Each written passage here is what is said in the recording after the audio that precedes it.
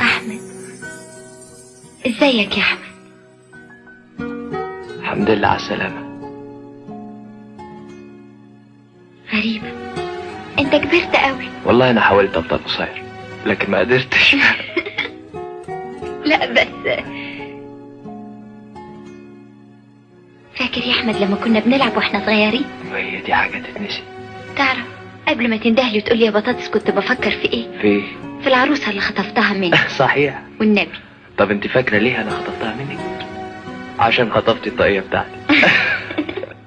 لكن انت عندت وما رضيتش تيجي. رحت معيطة. لا ما عيطت. لا عيط. لا ما عيطتش. لا. او النبي عيط وانت قعدت تضحك عليا. لكن في الاخر صعبت عليا وجيت قومتك ومسحت دموعك.